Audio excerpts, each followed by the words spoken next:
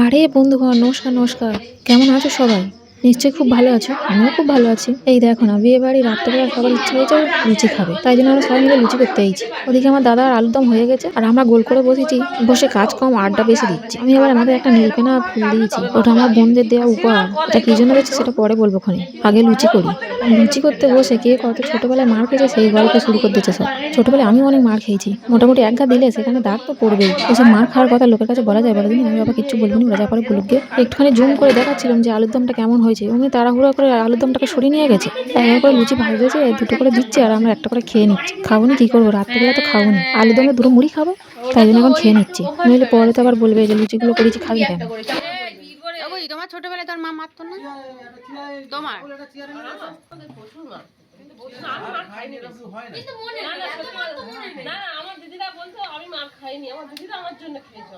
ওই ছোটদের জন্যই বড়রা খায়। ওই হয় আর তিয়াসা শুধু তুমি গড়ি গড়ি চলে যেতে।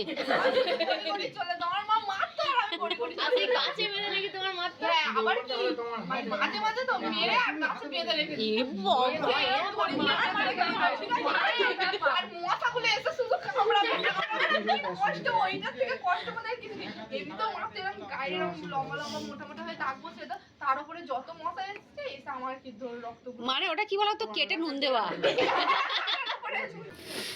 আর সাধনার কি করে কি জন্য মেরেছে? তোর মার তো না জীবনে ছিচকাদুনি ছিল, ছিচকাদুনি। হ্যাঁ, ওকে তো না বলতাম ছিচকাদুনি। আর ও সত্যি তাই।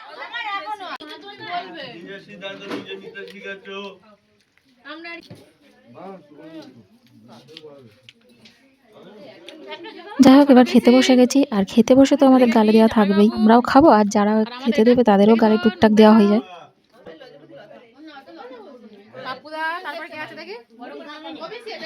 যাই হোক, ভিডিওটা তাহলে এখানেই শেষ করলাম, দেখা হচ্ছে পরের ভিডিওতে। আর হ্যাঁ, ভিডিওতে একটা লাইক করতে যেন ভুলো না, আর চ্যানেলটাকে অবশ্যই সাবস্ক্রাইব করে দেবে।